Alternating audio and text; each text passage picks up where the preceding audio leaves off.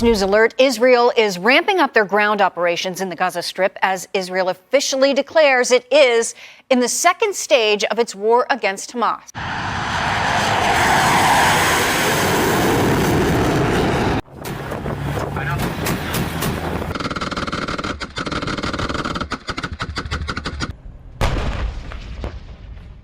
IDF sending in a column of tanks and armored vehicles into Gaza as part of the expanding offensive on Hamas targets. Also tonight, Israel attacking Hezbollah terrorist targets in Lebanon in response to rocket launches into Israel.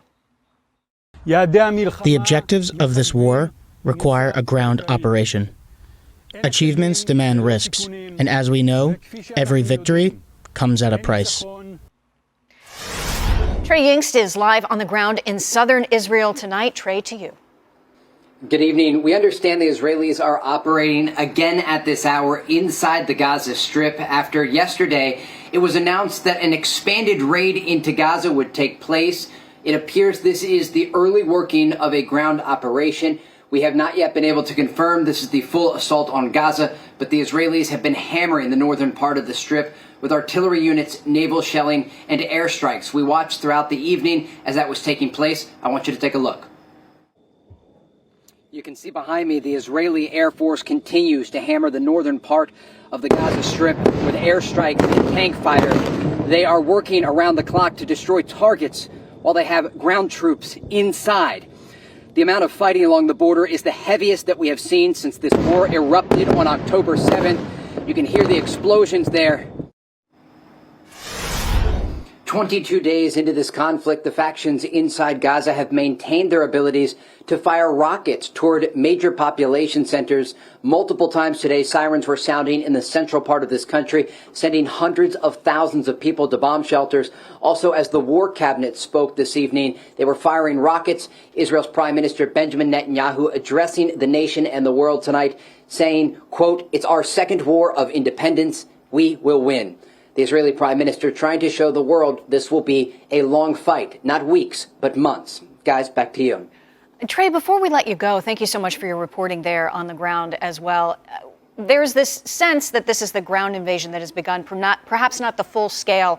So is there still a significant amount of assets there on the ground that Israel could deploy? Could this ramp up to further degree?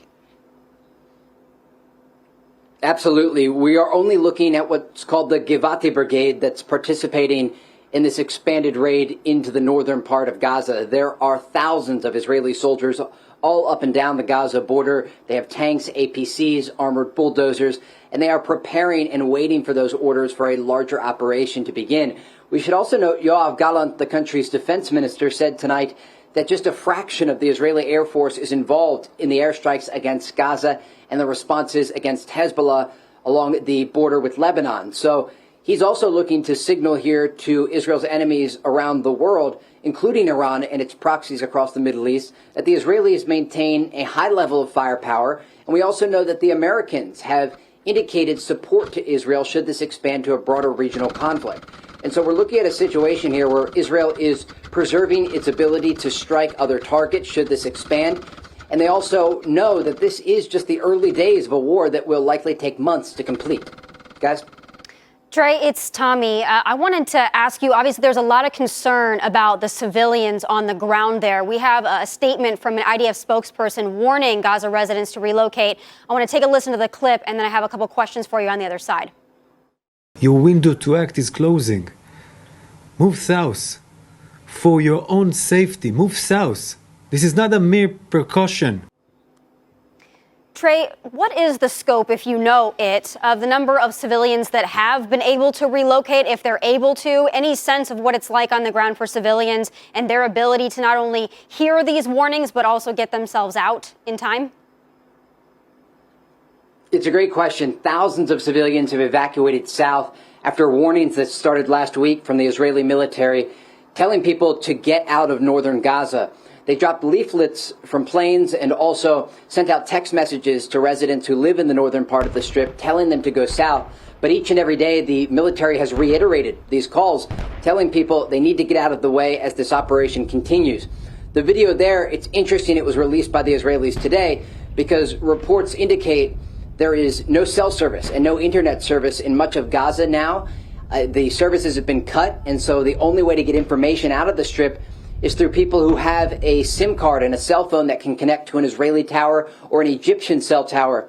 We've been talking with a few civilians inside Gaza who do have foreign cell phones, and they describe the situation as loud, many strikes in the distance, but the Israelis are focusing their efforts on the northern part of the Strip. The people we've been talking with are around Khan Yunis and also Rafah, the southern cities, and the central city in Gaza. Trey, Charlie Hurt here. What can you tell us about the ongoing negotiations, hostage negotiations involving the Qataris? So the negotiations are ongoing from what we understand. Just yesterday, the Israelis came out with a new number, 230 people being held inside Gaza. And it's an incredibly difficult and delicate process. We know that already 4 people have been released, 2 American citizens and 2 elderly Israeli women from the kibbutz, the small community of Nir Oz. But other than those 4 people, everyone else still being held inside Gaza. So the Qataris are working around the clock trying to convince Hamas and Islamic Jihad, those who are holding these hostages, to cut some sort of deal. And there are rumors and reports that we have not been able to independently confirm that discussions are underway to have some sort of prisoner swap, release some Palestinians that are being held in Israeli jails in exchange for some of the hostages. Now, a deal that large would have a lot of moving parts and a lot of things that could go wrong. And according to the reports on the ground and the statements we've received from officials inside Gaza, that's what's taking place. And so we'll have to wait and see in the coming hours and days if they're able to get any sort of swap together. Trey, this is Jason Chaffetz. First of all, thanks for the incredible reporting that you're doing and in the most dangerous situations. So thank you for that. But help me understand what's going on with Hezbollah up north. How would you characterize what's going on right now in real time? So along the Israel-Lebanon border, there has not been a lot of activity following this ground operation into northern Gaza, an indication that Hezbollah may be not getting directly involved in this fight, as many had feared. They are still firing some rockets, mortars, and anti-tank guided missiles into northern Israel, but the fire is minimal for now. Jason? Trey, thank you so much. I guess as a final question, you've done a tremendous job playing witness to history, and we want to thank you very much. Actually, we're saying to wrap up, but thank you so much for bearing witness to the absolute worst of humanity and wrapping things up with a filter for us, and also the great geopolitical scope that you give us with every interview. So